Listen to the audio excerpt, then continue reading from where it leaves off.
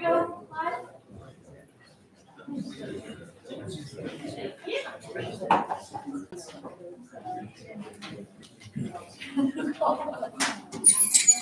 They'll all be on the agenda.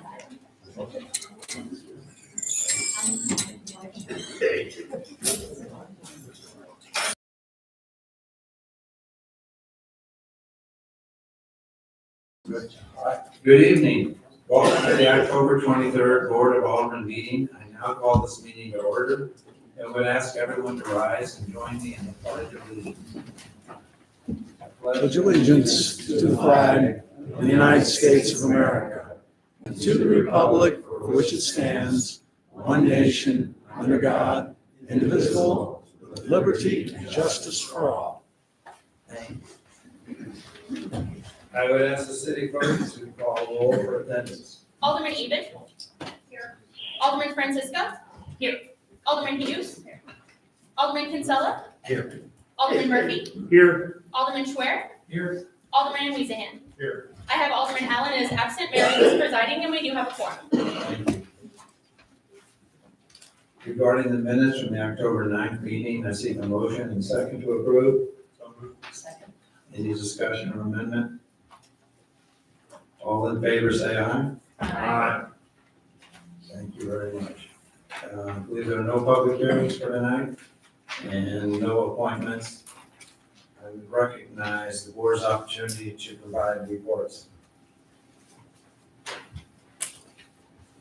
Alderman Murphy. Thank you, Mr. Chairman. Quick report on Parks and Trails.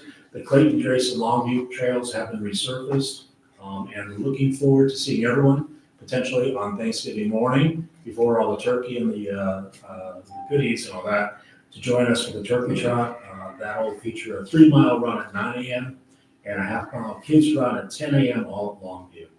Registration is required. You can go online or contact Parks and Trails through calling. There will be a Parks and Trails meeting next Monday at 6:30 at Longview. Is Grace back up running completely? I'm sorry? Is Grace Park back up at all completely open again? The swings are still on the recall, Okay. but the rest of it, I was there today, full of kids and parents. So Right, it was a great day to be Yeah. part. just the swings are still down. Okay, thank you. And anyone else? Other reports, fine. And Michelle, do you have a report? or No not? report tonight. Okay, thank you. Moving on to unfinished business. Bill number 23-45, sponsored by Aldermen Kinsella and Francisco.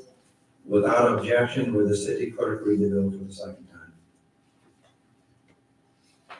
Bill number 2345 is an ordinance approving a consolidation plat for 157 and 383 Lamp and Lantern Village in the city of Town and Country, and authorizing the adjusted plat to be recorded in the Office of the Recorder of Deeds of St. Louis County. Thank you.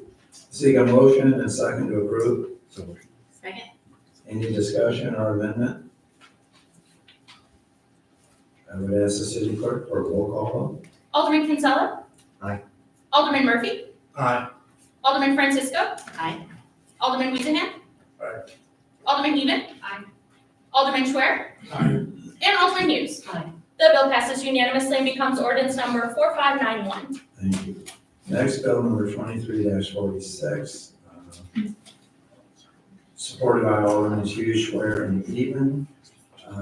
Without objection, will the city clerk read the bill for the second time? Bill number 2346 is an ordinance approving the preliminary site development plan for Starbucks located at 12151 Clayton Road. And Mayor, before you continue, I'll be entering one email into the record from Robert Pedroli, dated October 20th. That email was distributed directly to the board in advance, but I'll go ahead and attach it to the minutes of this evening's meeting. Thank you very much. Thank you. Seek a motion and a second to approve. So moved. Second. Thank you. And at this time, what I would do is I would call the applicant for additional comments if they have some. Good evening, Mayor, members of the board. My name is Brandon Hart with Civil Engineering Design Consultants. I'm here tonight on behalf of the property owner of Balance Clayton Properties LLC. Nothing really more to add tonight unless you'd like me to give a presentation on the project, similar to what we did at the Planning and Zoning Commission. I think I'm good. You're okay with that? All right. I would then, ask, and do you have any questions from the board to Starbucks on their developers at this point? Alderman Kinsella. Thank you, Mayor. Lee, if you don't mind, I have a question for you about the traffic study, since the traffic study in particular is one that so many residents have addressed in their emails to me. Has there been a situation in the past where your company has looked at the data surrounding an intersection with regard to a build, and ultimately you decided that you weren't pleased with the way the results came out, and ultimately the traffic behaved differently than you anticipated? Is there some way in which your company moved forward from that and mitigated that in the future? Well, as traffic engineers, we try to use the best available data that we can get our hands on. Sometimes that base data could be corrupted for various reasons. When we actually started this project, County Highway Department gave us traffic counts for the intersection of Dallas and Clayton Road. And based on the work that I've done in this area over the past 20 years, they didn't look quite right. And a conversation with the developer himself mentioned that he remembered that Spady Road had been under construction. In a certain time frame, we matched the dates, and sure enough, Spady Road was out of commission, and there's a marked detour coming through this intersection. And so we took new counts. Unfortunately, we took new counts during the summertime, and schools weren't in session, but we needed to get some of the traffic work started. And so we pledged to the city and to the county that we would take new counts when school reopened. So we took additional information.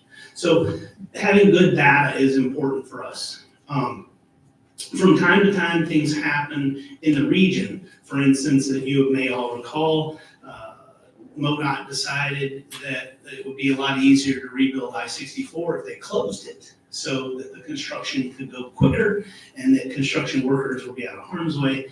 And nobody anticipated that. So all of the parallel routes had more traffic on them, during those timeframes. But generally what we do with a traffic impact study is that we know that if you approve something, they build it, and patrons come to it, that there's going to be more traffic on the road. It's kind of my job to figure out what that impact is, and if that impact pushes the road system too far. And I make recommendations. That's all I do. I don't make decisions, I make recommendations. And so based on those recommendations, certain communities require the developer to build some or all of those improvements to the road system to mitigate or offset that traffic. Other communities, they may not have required an improvement. Oftentimes, there'll be financial issues that arise where there's not enough money to improve an intersection enough. But the traffic study can guide the community to know about those issues, to then look for future funding to offset those. So it may open, a development may open, or an issue may be told for a while funding for a larger improvement may be required. I don't know that answers your question. I've done this for 30 years, and I'm pretty proud of what we've done. I'm not saying I'm perfect, but we've done a lot of things here in Town and Country. If anybody remembers 20 some odd years ago, traffic southbound on Ballast Road used to back up to the interstate. I was doing a traffic study for Missouri Baptist Hospital and suggested that there was no need to bring 2 through lanes down to this intersection. We created the left turn lane, and that made that queue go away the next day as soon as we changed the striping and the signaling. So pretty familiar with what's going on here. May not be perfect, but I am comfortable that what we've helped the developer in this particular situation to do is a good access plan that can operate safely and efficiently at this location. Okay, thank you. If I could ask Ryan Spencer a couple quick questions. This proposal as is, just refresh me, this meets current zoning requirements, is that correct? Correct, under service revitalization district requirements, it meets all of those requirements. And there doesn't need to be a zoning variance? There's no variances, no. Okay, all right. Also, at the last meeting, someone from the audience, I thought had a good point saying, hey, maybe this would work better if this was like a business park in terms of the traffic thing. In the last several years, because we've been here doing this a lot longer than I've been mayor, how many applicants in terms of setting up a business park or something like that have we had? I remember the kind of failed total access. That was an office, yes. Right. That was medical office. We had interest from individual medical offices from time to time. It's mostly institutional or commercial, senior living, obviously. Those are the majority of the new uses Okay, that we see. all right, thank you. Yes, sir. Alderman Francisco. Thank you, Mr. Mayor. Mr. Sheldon. How often do we receive or feel complaints about the condition of that vacant lot? I personally have received multiple complaints about the vacant lot and residents wanting something to be built there and for it to be improved and beautified, especially when there were pipe storage there and equipment storage and those types of things with some projects that have taken place. But Any other questions from the board? Alderman Schwartz, sure. For traffic?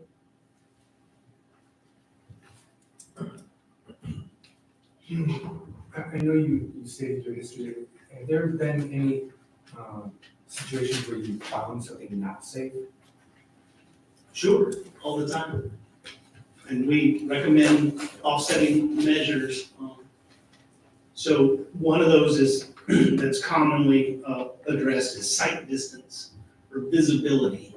You got a driveway, pull up to the driveway, look both directions.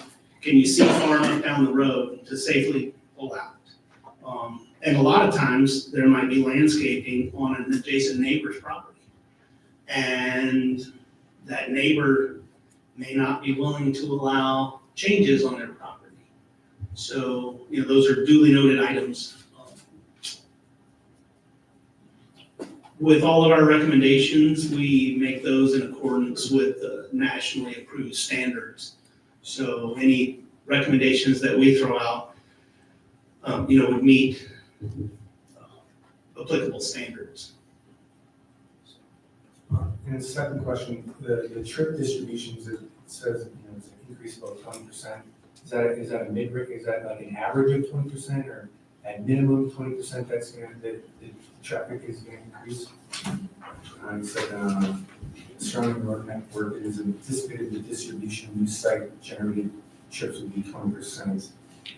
Can you give me a page right quick? I want to make sure I'm addressing your specific question. 16 and 31. 1631, all right.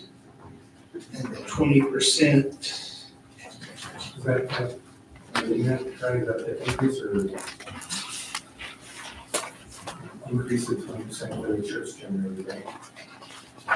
I'm still not finding where you are, 1631, all right? trip distribution, Okay. is that an increase of 20% or? Oh, no, sir. So out of all the traffic that is generated for the Starbucks, we're identifying that 20% of those trips are gonna be oriented to and from those directions, and 40% to the north, et cetera. Yes.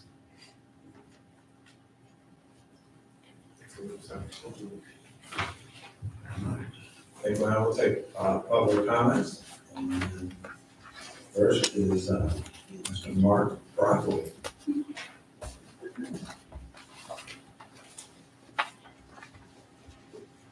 Hello, thank you, Mayor, thank you, Alderman. My name is Mark Brockway. I live at 12205 Ballas Lane.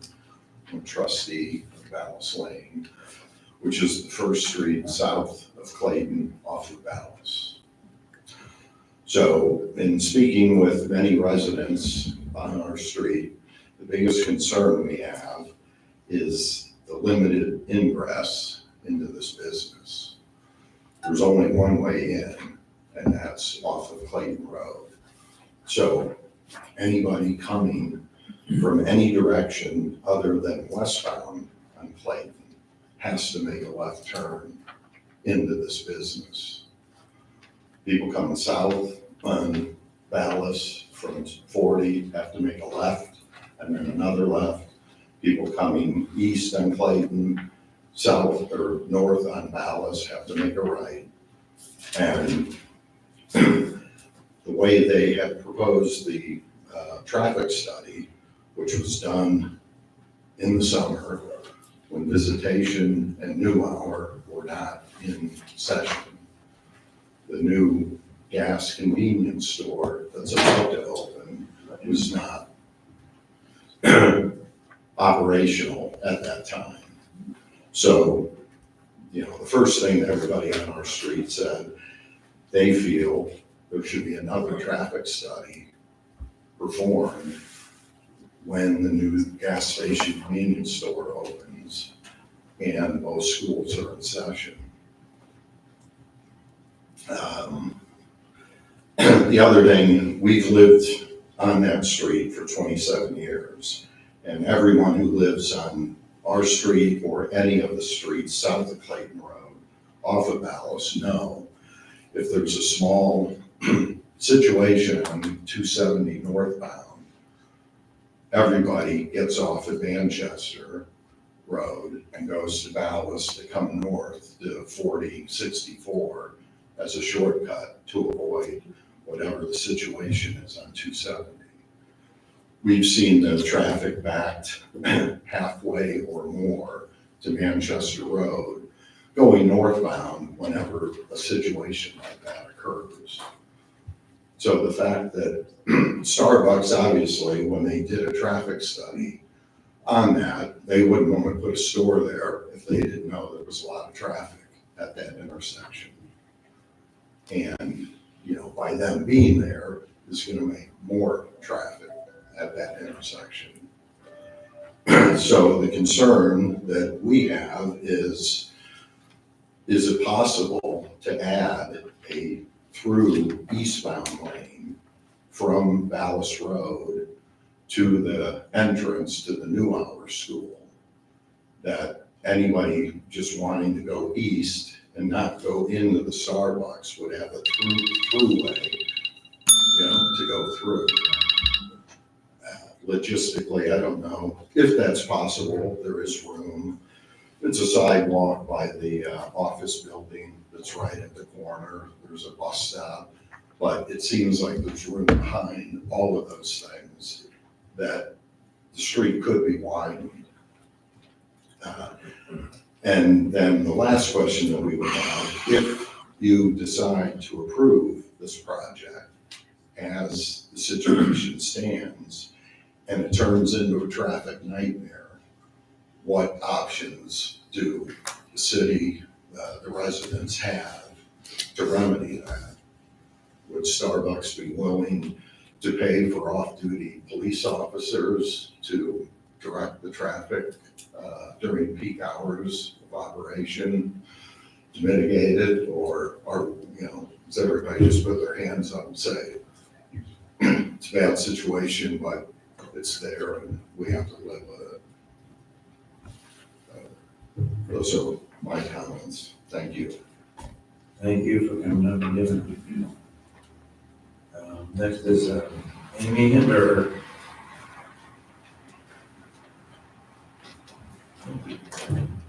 Amy Hinder, 12308 Crystal View Lane. So like you, I live a little bit south of that intersection on Ballas. And just to respond first to the idea of increased traffic, honestly, I don't know that there'll be that big an increase in traffic when you consider that there's a Starbucks not only on Clayton Road to the east and the west, but even in West County, and at Dearborg's on Manchester, and at Mercy Hospital, they already have one, and they sell Starbucks from a kiosk at Missouri Baptist. So I don't know that there's so many of we talk about the hospital's traffic. I'm not sure people would necessarily want to drive down Vallis Road and make 2 left turns to get their coffee. That's just all I'll say on that. When it comes to if there's a problem, I'm assuming there's a couple of different options that could arise or be considered. One might be extra police like you described. It could be that if you needed to adjust the timing on the left turn signal, maybe that's a possibility. Could be that there is that idea of building a lane if it really got that bad. But I really think the saddest thing, I have never been one of the people that complained about that lot, but having lived along Vallis Road since 1978 and having seen, it used to have a gas station where people came in and out of that intersection, just like the one diagonally from it. It was never a problem. And I'll just say, I'm optimistic that the drivers can figure out how to get in and out of the Starbucks. I've never made a complaint, but I have been bothered by the fact that whoever owns that property, they got nothing they can do with it. And so it's something of a dumping ground for pipes or an eyesore because the grass gets kind of tall on it. So I'm in favor of us doing something, and I hope that we consider doing that. Thanks. Thanks for your comments. Mr. Walter Lampkin.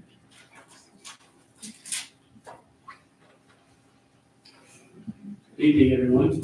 Thanks for accommodating me. Couple things. I will echo comments the gentleman's here about what happens if this doesn't work.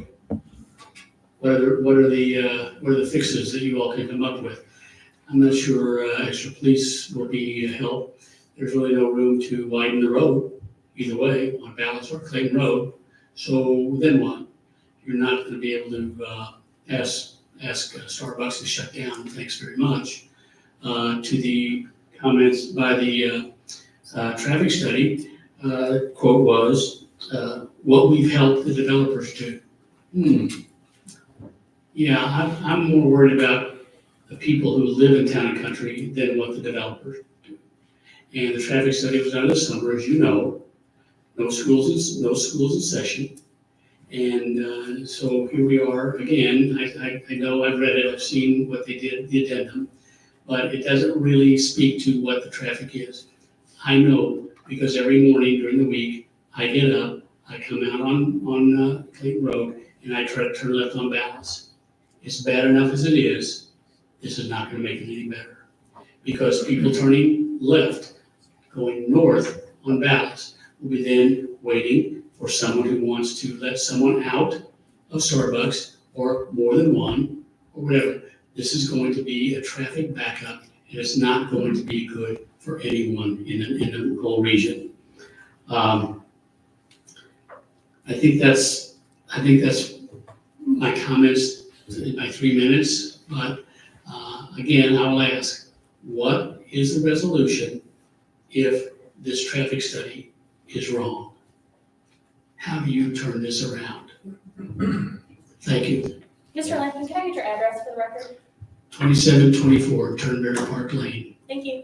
One other thing, I've also noticed that the lanes have already been painted both ways on Clayton Road. So have you all anticipated a positive result tonight? Is that why those have already been done? I could refer that to Mr. Zone, who was in charge of resurfacing. Those lanes were painted by the St. Louis County Department of Ah. Transportation so that the lanes for the traffic signal were. So no input from the city of Town and Country? No, sir. Okay, thank you very much. Thank you, Mr. Ms. Maggie Edwards.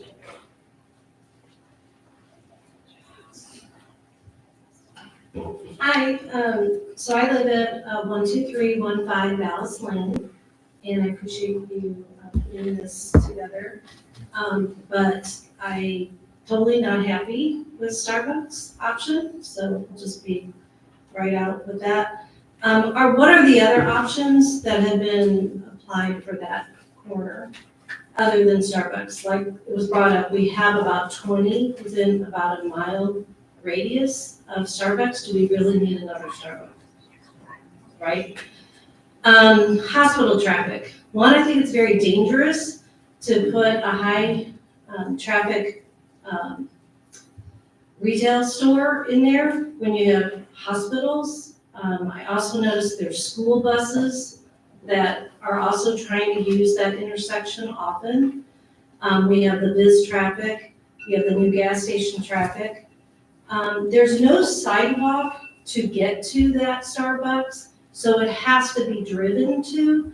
In comparison to the Lindbergh and Clayton, there's sidewalks all around it. The one at Mason, there's tons of sidewalks. The one at Ballas, there's no sidewalk on South Ballas. So not sure how you think people are gonna get to that store other than driving, which the one by Mason, people walk, they go to the park, they walk to it. This is not a pedestrian Starbucks.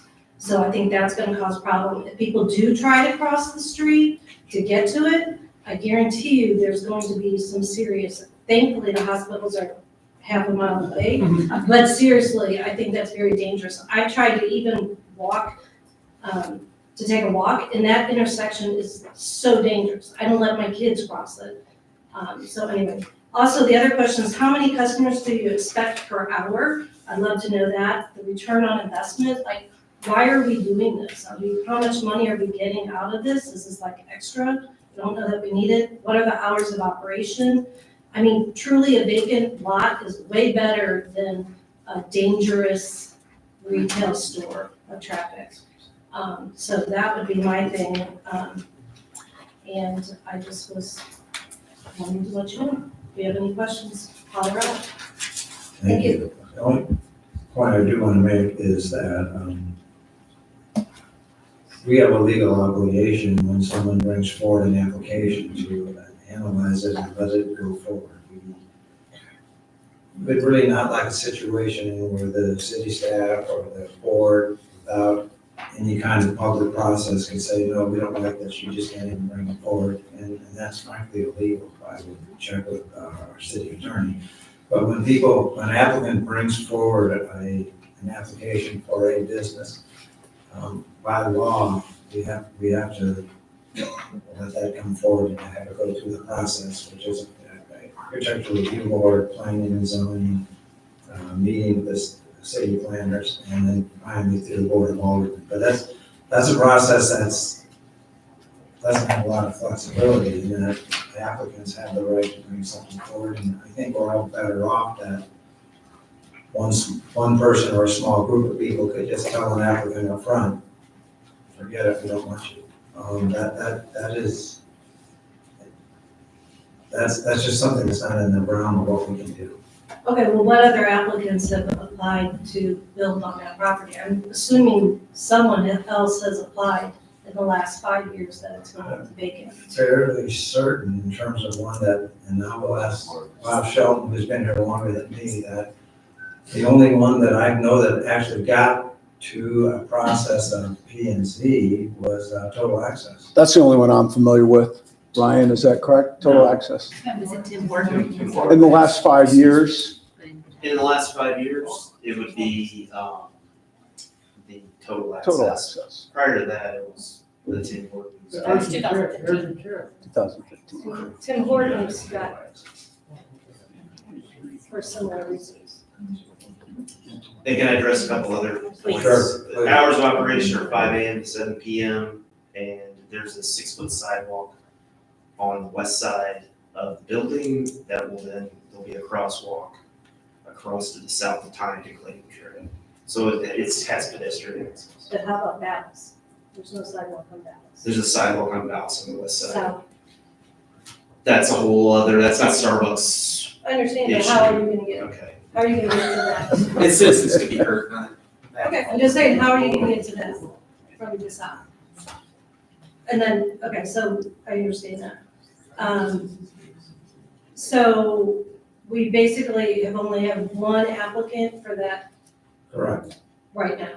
I'm sorry, can we just clarify for the record, we've had one application, but there's one property owner. So there's been no change in property owner. I think that's a confusion on some of the Thank comments you as for well. clarification. Okay. All right. All right, thank you. Mr. Martin.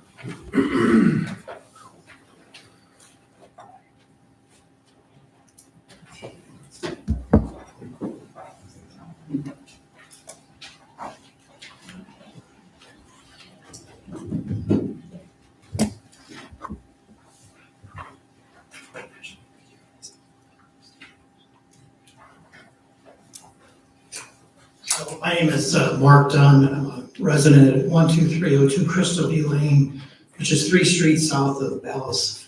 I'm also a business owner at Dunn & Miller on North Outer 40. And so there's no legal conclusion. I have two opinions, this is all my opinion, okay? One, it doesn't comply with the current zoning. And two, it's a hazard. It's a negligent hazard. You can't say, the developer or the staff can't say that complies with the current zoning, okay? That's a legal conclusion. It's a question of fact for you to decide tonight whether it complies with the current zoning. The first page of the handout says, this is from the master plan, and on page 18 of your package, it says, the current zoning is a focus on campus office, as well as an available revitalization service overlay designation. In my opinion, this does not comply with the service overlay district. It says right in your own package, it requires a functional system, major design elements of access, infrastructure, and a cohesive development. None of those are complied with. This lot is way too small, it's in a regular shape, and this is an extreme use, creating, in my opinion, a negligent hazard to drivers. There is a demand for medical office space, given the location. This isn't Maryville Center. It's right next to very in-demand medical space, given the 2 hospitals right down the street. Everyone keeps saying I'm tired of looking at the empty lot. I'm tired of looking at the empty lot too, but I'm also tired of the property owner developer letting the weeds grow for all these years, being the worst possible neighbor, in my opinion. Other people want their coffee, okay? There's coffee down the street in Mason, there's coffee down the street in Lindbergh. Other people said publicly at the planning and zoning and other meetings, we need to get used to it, okay? I, for one, am not gonna get used to it, because the priority of the government is the safety of its residents. In my opinion, it's an unreasonable, reckless, intentional creation of a hazard and risk of harm. The whole plan is designed with only one entrance.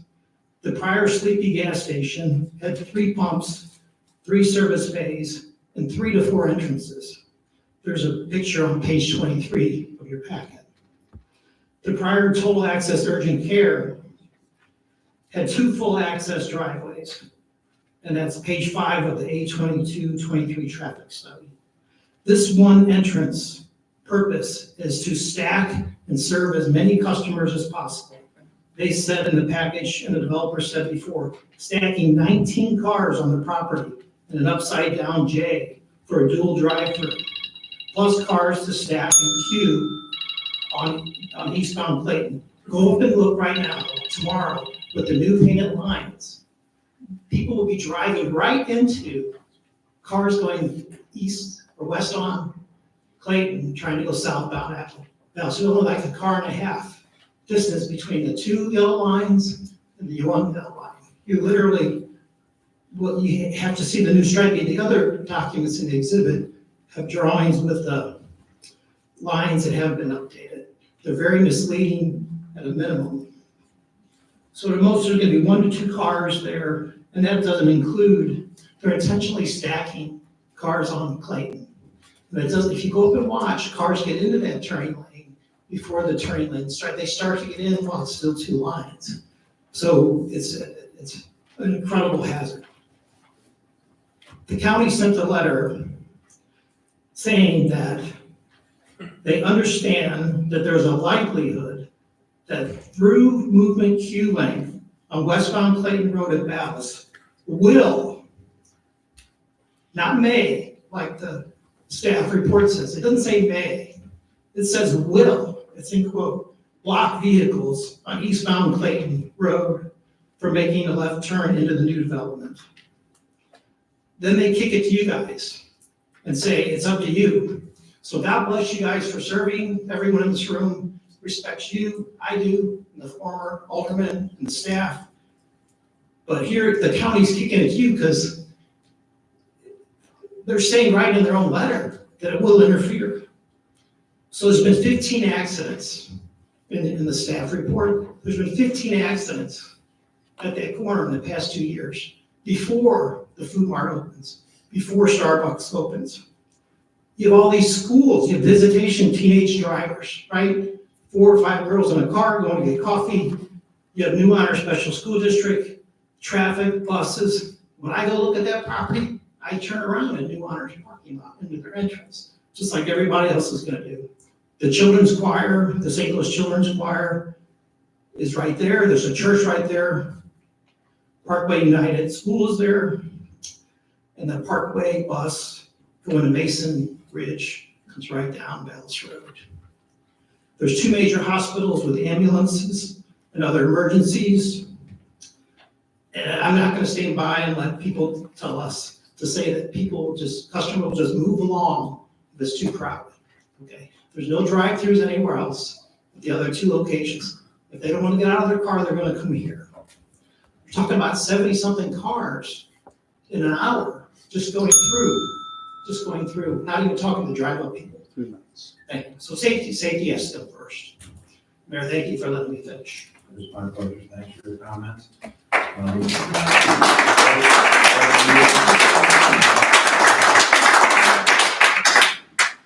wanted to address one of the comments to someone from Starbucks. They talked about a walk-up window or people walking to that location. Can you just clarify what that situation will look like? People are walking to Starbucks, you have access?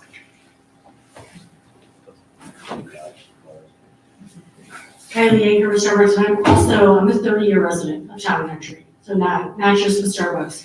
The walk-up window is to kind of service those that the bike paths and all of those walking in Town and Country, myself included. You have the option to come up, order at the window, sit on the patio, and enjoy your coffee. Residents or the students over from Biz can grab coffee after school, do homework there, but that is really to serve the piece of the community for those that want to sit and enjoy their coffee. Thanks. I just had a couple more questions. Sure. I don't know if it would be better for you or for Ryan to answer this, but someone else had mentioned about medical office space being needed in Town and Country. Do we have a number on how much vacant space we have? Whether that be business space or medical space in the area? I know the mayor has referred to us as having a lot of empty office space here. Is there a specific need You have a that we're not number? able to serve medical? North of 50 and less than 75. I mean, there's significant vacancy in our major office spaces. So that being a need that we don't already currently have is, you don't see that as a need that we have? There's not a need for office space, no. And there's plenty of vacant medical office space around if somebody wanted that. There's significant office space available. And then the last one is just to clarify the current zoning so that we can make everyone aware. The current zoning of that space as it legally sits. The city, 8 years ago, the folks that sat right where you're sitting today, determined that this intersection is extremely important. It's a gateway, and that it's very problematic, that it's very tough to develop or redevelop, that it has unusual characteristics. The lot in question tonight has a cemetery on it, for instance. And at that time, the aldermen determined that a new district, an overlay district called Service Revitalization, it's in the very title, be created, and it's on the books. It's been on the books for 8 years. A drive-through restaurant is a permitted use as part of that Service Revitalization District, and it created flexible standards because it recognized that the cookie cutter base regulations that we apply for offices and commercial districts won't fit. You need so many variances for parking or setbacks or green space. So that was created, and we've had 2 separate projects come forward. One was denied, one was withdrawn, and tonight is the third, and it meets all of the regulations that are required per Service Revitalization District. And it's Mr. Mayor, that's a legal concern. Sir, this is an open forum. I'm speaking objection for the record. That's a legal You conclusion. can't make an objection for the record unless the mayor acknowledges you, I'm so sorry. So it meets all of those regulations that are laid out for that district per your pending, decision on the matter. Okay, and that's been that way for the past 8 years. It's been on the books for 8 years. Okay. All right, thank you for that clarification, I appreciate it. And if you would note for the record, Mr. Dunn's objections, we'll be sure to put that in. Those are all the speaker sheets that I have. Does anyone else on the board have any other questions? Mayor, am I able to speak? I didn't sign up. I'm a resident of Town Country. I would be happy to let you speak. Great. Okay, I But just I will promptly ask you to. say my name, my and address, and- absolutely. I'm Mary Corner, that's Korner, 2708 Turnberry Park Lane. Thank you, Alderman, thank you, Mayor, I really appreciate you guys. I would just ask that you not approve this, a Starbucks at this address. The study from July, I don't think is very relevant. I don't know, for those of you who are turning right or left into my neighborhood, which is Turnberry, it was impossible recently when there was just a small construction, and I'm not quite sure what that was, but you guys were referring to it.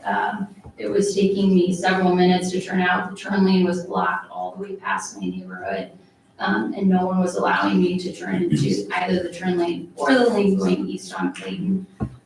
So I would ask that either you deny this or that you table it and do a new traffic study. Several residents have come up here trying to prove why this does not work. And I think, as you all know, they need to prove why it does work. It's not the residents' job to prove why this does not work, why they have concerns about traffic, why we might need another lane, why all of these things that people have introduced. It's the developer's duty to prove why it does work for this space. I would ask you guys to have an open mind about tabling it or considering denying this. It does feel like you guys have been a little defensive, and I hope that us bringing up our concerns, we're not trying to diminish your role as aldermen. I know you guys have put more thought into this than me.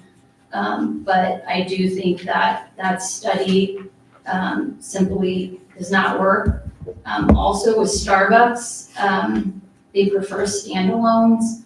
You guys probably know more about this than me too, but I'm concerned that they're gonna close the one at Mason and Clayton, because it's not a standalone, and that's just gonna drive up more traffic, because people are going to get their Starbucks even if they have to drive 2 more miles. So I do have a concern that once this one opens, proves to be successful, that traffic will only increase, and that will be, burdensome for the residents and a safety concern for children and, people in vehicles alike. So thank you for your consideration. I appreciate you guys. Thanks for your comments. And, if I could ask the representative of Starbucks, that if you could expound upon thoughts about, if this is very successful, thoughts about closing another one, is that, and I can ask your business model, but I thought it was a valid question. Nope, actually Mason and Clinton is my home store. The intention is to actually work to expand that store. We've got the 2 cafes, there's no patio space at that store right now. So that ties back into why we want the patio and the walk-up space for the Dallas and Clayton. But it's a community store for Town and Country, and when we plan to expand, if we can find the space next door. No intention to close. Alderman Murphy. Starbucks question also, you also have the one at Clayton and Lindbergh. Used to be in the Schneidhurst area. What's the intent of that one? Is that a robust store for you as well? Or? It's a very robust store, both that serves a little bit of a different clientele in our opinion. You've got a lot of those residents that are sit and stay as well. They've got a nice patio. Plan for both of those is to review. And I do have a question on the traffic studies. Could you refresh everyone with the dates of when those studies were conducted? And I think there was some follow-ups. Yes, sir. As mentioned by some of the speakers, the original traffic study was completed August 22, 2023, and that used counts that were taken during the summer months when the local schools were out. It's gonna give you some dates. So originally, we looked at Wednesday, July the 12th, 2023, when we did traffic counts in the morning and the evening.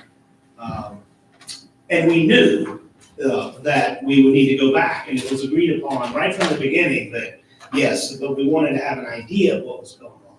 And originally, we were hoping to use the county's counts on file, which would have been during the school year. But they were just they weren't right. And we figured out that they weren't right because Spady Road was closed during those counts. Again, because we've worked at this intersection around it for the past 20 some odd years. And then so new counts were taken on Tuesday, August the 29th, and we did some investigations on local schools going back into session. That was probably the second to third week of school, depending on which one. So there's the special school district high school that's on the opposite side of Clayton Road from this side. There's visitation, which is in, I believe it's it's related to a religious organization. And so, yes, all of the local schools that we checked on in session at that time, the entire study was redone, recalculated based on the new traffic counts with school in session. So the addendum is rather short, but it does include all the data and analyses that were redone, and the findings did not change. So am I hearing that correct? It's July 12th and August 29th are the dates of the actual monitoring of the traffic? Yes, sir, and my apologies for the engineering length of my answers. Okay. No, I had a question about the addendum of the traffic study. Thank you. Any other discussion or amendment from the board? I would also like to thank the citizens who spoke, and taking the time to come up and give their opinion pro or con. I also would like to thank them for the fact that their comments and discussion was very civil.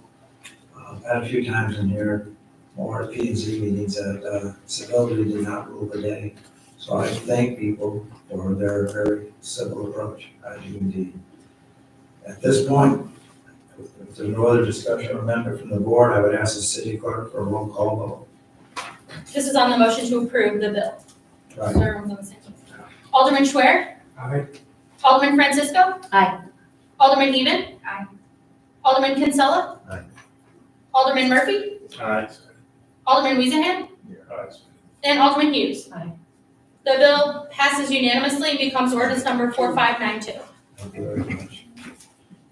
Next, resolution number R15-2023, continued from 10/9/23. A resolution approving a restaurant use for Starbucks at 12151 Clayton Road in the city of Town and Country. Seek a motion and second. So moved. Second. Any discussion? All in favor? Aye. Architectural review also continued from 10/9/23. Starbucks 12151 Clayton Road. Architectural review, seek a motion and second. So moved. Second. Any discussion? All in favor? Aye.